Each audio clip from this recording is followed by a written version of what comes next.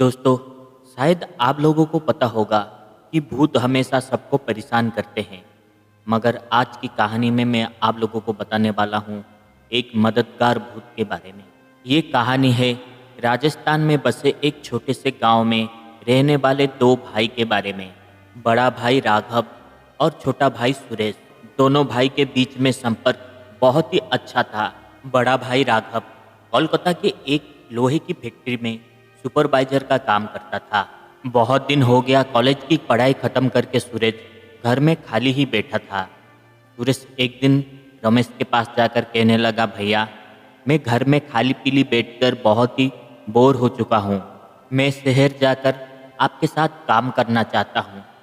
सूरज के इस तरह का बातें सुनने के बाद राघव मुस्कुराते हुए कहने लगा, अरे वाह, ये तो बहुत ही अच्छी बात है। ठीक है, मैं शहर जाता हूँ। शहर में तुम्हारे लिए एक अच्छी सी नौकरी ढूंढने के बाद तुम्हें मैं बुलाऊंगा, तुम शहर आ जाना। भाई राघव का बात मानकर सुरेश उनके हाँ में हाँ भरते हुए कहने लगा, ठीक है भैया। कुछ दिनों के बाद राघव काम करने के लिए कोलकाता चला गया।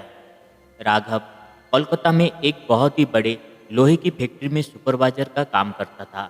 इसीलिए राघव को बहुत ही बड़े बड़े लोगों की पहचान थी। उसने अपने भाई सुरेश के लिए जॉब के बारे में बड़े बड़े लोगों के साथ बातचीत करने लगा। बहुत ढूंढने के बाद राघव को अपने भाई सुरेश के लिए एक बहुत ही अच्छे कंपनी में जॉब का काम मिल गया। उस दिन राघव अपने भाई सुरेश को फोन करके बताया कि मैं तुम्हारे लिए एक अच्छे से जॉब का बंदोबस्त कर दिया है, तुम जल्दी से शहर आ जाओ।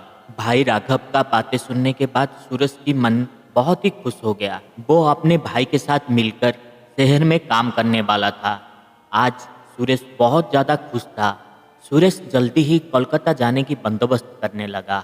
उसने अपने भाई से बताया, भैया मैं 2 दिन के बाद कोलकाता आ रहा हूँ, आप मुझे लेने के लिए बस स्टॉप आ जाना। सुरेश ठीक 2 दिन के बाद कोलकाता शहर जा पहुँचा।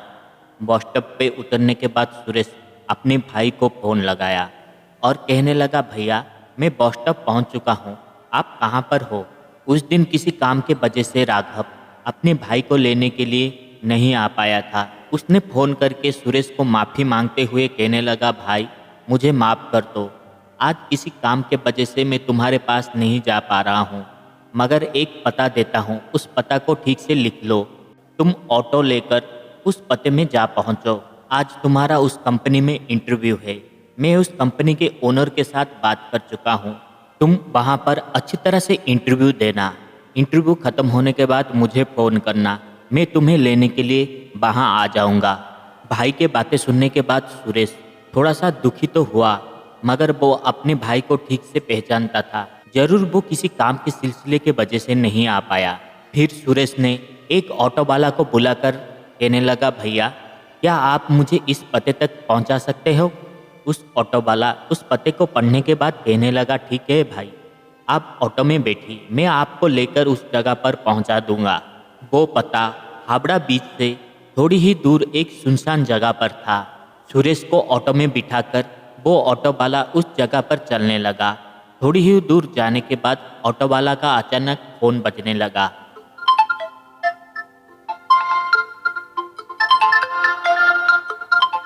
उस ऑटो वाला ने देखा कि उसके मोबाइल पर उसके पत्नी का फोन आ रहा था। इसीलिए ऑटो वाला एक रास्ते के साइड में लेकर ऑटो रखकर फ़ोन उठाकर अपनी पत्नी के साथ बात करने लगा। उसके पत्नी ने बताया कि हमारे बेटी का गाड़ी एक्सीडेंट हो गया है, मैं उसे लेकर हॉस्पिटल आया हूँ, आप भी जहाँ पर हो जल्दी आ जाइए। अपने बेटी की गाड़ी एक्सीडेंट होने की बातें सुनने के बाद ऑटो ड्राइवर बहुत ही ज़्यादा घबरा गया। उस वक्त सुरेश ऑटो में बैठकर ऑटो ड्राइवर को देख रहा था।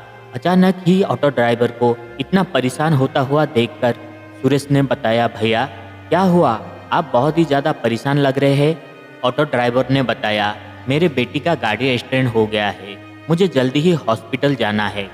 सुरेश ने ऑटो ड्राइवर की परेशानी को समझते हुए कहने लगा, ठीक है भैया, आप ऐसा काम कीजिए, मुझे यहाँ पर ही छोड़ दीजिए और आप अपने बेटी को देखने के लिए हॉस्पिटल चले जाइए। मैं यहाँ से कोई दूसरा ऑटो पकड़कर अपनी जगह पर चला जाऊंगा। ऑटो ड्राइवर सुरेश के इस तरह का बातें सुनने के बाद बहुत ही ज़्यादा खुश हो गया। और हाथ जोड़कर माफ़ी मांगते हुए कहने लगा, भैया मुझे माफ़ कर दीजिए, मैं आपको आपके पते पर नहीं पहुंचा पाया, मगर भगवान से दुआ करूंगा आप जिस भी काम पर यहाँ पर आए हो आपका काम पूरा हो जाए। ये कहने के बाद ऑटो ड्राइवर अपने बेटी को देखने के लिए हॉस्पिटल चला गया। उस वक्त दोपहर की 12 बज चुका था। सूरज की रोशनी इतनी तेज थी कि गर्मी के कारण सुरेश को पसीना निकल रहा था। उसने उस जगह पर आधा घंटे तक इंतजार किया, मगर कोई भी गाड़ी या फिर ऑटो उस जगह से नहीं गुजर रहा था। इंटरव्यू देने के लिए वो लेट ना हो जाए, ये सोचते हुए सुरेश बहुत ही टेंशन में था कि उसने देखा थोड़ी ही दूर में एक जगह पर एक छोटा सा होटल था। सुरेश ने उस होटल की ओर चलने लगा। होटल के पास पहुंचने के बाद सुरेश ने देखा कि उस होटल में एक बुजुर्ग इंसान बैठा हुआ था।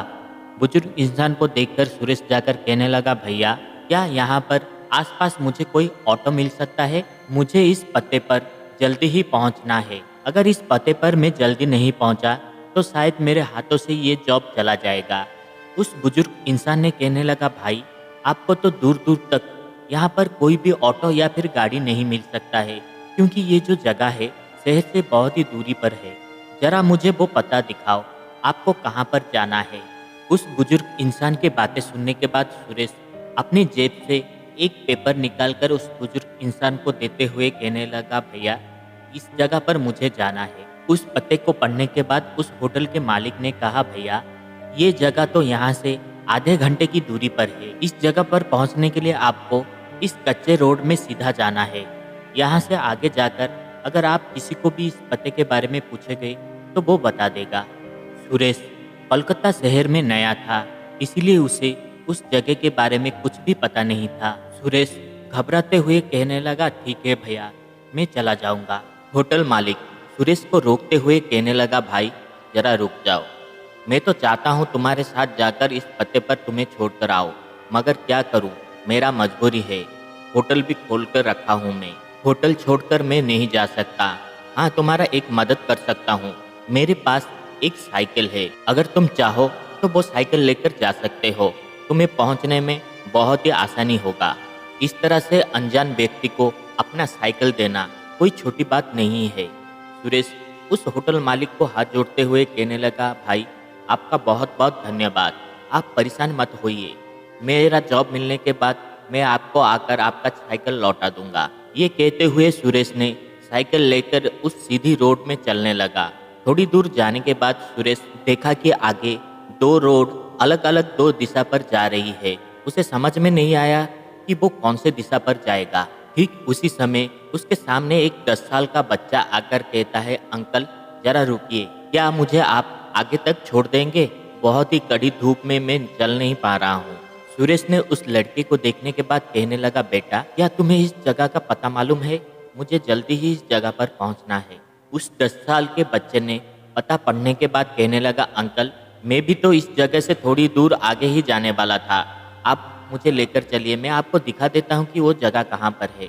उस 10 साल के बच्चे के बातें सुनने के बाद सुरेश बहुत ही खुश हो गया और उस बच्चे को बिठाकर आगे चलने लगा।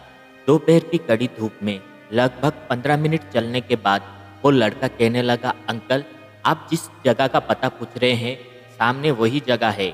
सुरेश ने देखा कि सामने एक बहुत ही बड़ा कंपनी था। कंपनी अभी पूरी तरह से तैयार नहीं हुआ था, कंपनी का काम चल रहा था। सुरेश ने साइकिल से उतरकर उस लड़के को कहा, बेटा क्या तुम थोड़ी देर यहाँ रुक सकते हो? मैं जाकर इंटरव्यू खत्म करने के बाद आता हूँ, आने के बाद तुम्हें लेकर तुम्हारी जगह पर मैं पहुँचा दूंगा। उस लड़के ने कहा, अंकल मुझे कोई जल्दी नहीं है, आप जाइए, आप जाकर अपना इंटरव्यू खत्म करके आइए, तब तक मैं इस जगह पर हूँ। सुरेश आगे बढ़ते हुए उस कंपनी के सामने एक सिक्योरिटी गार्ड के पास जाकर पहुंचा और उस सिक्योरिटी गार्ड को कहने लगा, भाई मेरा नाम सुरेश है, मेरा आज यहाँ पर इंटरव्यू है। सिक्योरिटी गार्ड जैसे ही सुरेश का नाम सुना उसने कहा, हाँ हाँ मालिक मुझे कब से बोल कर रखा है कि आप जब आओगे तो मैं आपको अंदर भेजूंगा, जल्दी जाइए। सुरेश जल्दी जल्दी अंदर गया और जाकर कंपनी के मालिक के साथ बातचीत करने लगा। इंटरव्यू खत्म होने के बाद उस कंपनी के ओनर ने कहा, सुरेश तुम बहुत ही होनहार लड़का हो, तुम ऐसा काम करो, कल से ही आकर काम पे ज्वाइन हो जाओ। सुरेश को कंपनी में जॉब मिलने के बाद वो बहुत ही ज़्यादा खुश हो गया और खुशी खुशी बाहर आया। आकर उस सिक्योरिटी गार्ड को कहने लगा, भैया मुझे कंपनी में जॉब मिल गया है, आज मैं बहुत ज़्यादा खुश हूँ। उस सिक्योरिटी गार्ड ने कहने लगा, मुझे पता है आपको ये जॉब मिलने ही वाला था, क्योंकि राघव सर ने पहले से ही फ़ोन करके हमें सब बता दिया था। अभी अभी उनका फ़ोन आया था, उन्होंने बताया कि मैं आपको बता दूँ, वो 1 घंटे में आकर इस जगह पर पहुंच जाएंगे आपको लेने के लिए। सिक्योरिटी गार्ड का बातें सुनने के बाद सुरेश कहने लगा, 1 घंटा ठीक है, भैया को यहाँ पहुँचने में 1 घंटा लगेगा, तब तक मैं उस लड़के को जाकर उसके पते पर छोड़कर आ जाता हूँ। सिक्योरिटी गार्ड ने कहा, कौन सा लड़का, कहाँ पर है? सुरेश ने हंसते हुए उस सिक्योरिटी गार्ड को कहने लगा, अरे भाई वहाँ पर उस साइकिल के पास में तो वो लड़का खड़ा है, आप बिना मजाक करते हैं। सिक्योरिटी गार्ड गौर से उस साइकिल की ओर देखा, मगर उसे कोई भी लड़का वहां पर खड़ा होते हुए दिखाई नहीं दिया। सिक्योरिटी गार्ड इस बात को ज्यादा ध्यान नहीं दिया। उसने सुरेश को कहने लगा, भाई आप 1 घंटा से पहले जल्दी आ जाइए, नहीं तो राघव सर आकर हमें ही डांटेंगे। सुरेश ने कहा, कोई बात नहीं, मैं 1 घंटा से पहले ही आ जाऊंगा। सुरेश ने उस लड़के के पास जाकर कहने लगा, बेटा आज तुम्हारे वजह से मुझे ये जॉब मिला, अगर तुम सही समय पर आकर मुझे रास्ता नहीं दिखाते तो शायद ये जॉब मुझे नहीं मिल पाता। चलो अब मैं तुम्हें लेकर तुम्हारे घर पर छोड़कर आता हूँ। सुरेश उस लड़के को लेकर आगे बढ़ने लगा। थोड़ी ही दूर जाने के बाद एक शमशान पड़ा। शमशान के पास जाते ही उस लड़के ने कहा, अंकल आप मुझे यहाँ पर छोड़ दीजिए, यहाँ से थोड़ी ही दूर मेरा घर है, मैं पैदल ही चला जाऊँगा, आपको आने की कोई ज़रूरत नहीं है। वैसे भी धूप ज़्यादा हो रहा है और आपका भैया भी आपको लेने के लिए आने ही वाले होंगे, आप चले जाइए, मैं यहाँ से चला जाऊँगा। सुरेश ने उस बच्चे की बातों को ज़्यादा ध्यान नहीं दिया। उसने उस बच्चे को वहाँ पर उतारकर वापस आ गया। कंपनी के सामने आने के बाद सुरेश अपने भैया को फ़ोन लगाया और कहने लगा, भैया मुझे ये जॉब मिल गया है, आप कहाँ पर हो, आप मुझे लेने के लिए आ रहे हो ना? राघव हंसते हुए कहने लगा, मुझे पता था तुम्हें ये जॉब मिलने ही वाला था, मैं आ रहा हूँ, बस आधे घंटे वेट करो। सुरेश ने देखा कि उसके पास उस होटल वाला का साइकिल था, इसीलिए उसने अपने भाई को कहने लगा, भैया आप एक काम कीजिए, आप इस कंपनी के पास मत आइए, आप मेन रोड पर ही मेरा इंतज़ार कीजिए, मैं चला जाता हूँ, क्योंकि एक होटल मालिक का साइकिल में लेकर आया था, उस साइकिल को उसे लौटाना है। राघव सुरेश का बातें सुनने के बाद कहने लगा, अरे वाह, तुम तो यहाँ आते ही दोस्त बनाने लगे, ठीक है तुम आ जाओ, मैं जाकर मेन रोड के ऊपर ही तुम्हारा इंतजार करता हूँ। सुरेश अपने भैया की फ़ोन काटने के बाद साइकिल में बैठकर उस होटल की ओर चलने लगा। होटल के पास पहुँचने के बाद सुरेश उस होटल मालिक को कहने लगा, भैया आपका बहुत बहुत शुक्रिया, आपके वजह से ही मुझे जॉब मिल गया, ये रहा आपका साइकिल। उस होटल मालिक बहुत ज़्यादा खुश होकर कहने लगा, भाई मुझे पता था तुम्हें जॉब ज़रूर मिल जाएगा। बहुत ज़्यादा गर्मी होने की वजह से सुरेश साइकिलिंग करते करते थक गया था और उसे बहुत ज़्यादा प्यास भी लग रहा था, इसीलिए उसने उस होटल मालिक को कहने लगा, भाई मुझे बहुत ज़्यादा प्यास लग रही है, क्या आप मुझे थोड़ा पानी दे सकते हैं? होटल के मालिक ने कहा, हाँ भाई क्यों नहीं, आप ऐसा काम कीजिए, आप जाकर होटल के अंदर बैठिए, मैं आपके लिए पानी लेकर आता हूँ।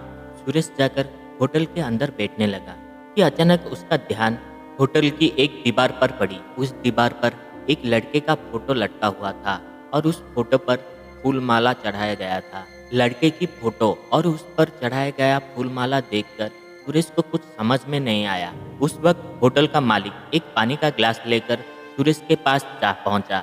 सुरेश बहुत ही घबराते हुए होटल के मालिक को कहने लगा, भाई ये फोटो पर जो लड़का है ये कौन है और आप उस पर फूलों का माला क्यों चढ़ाए हैं?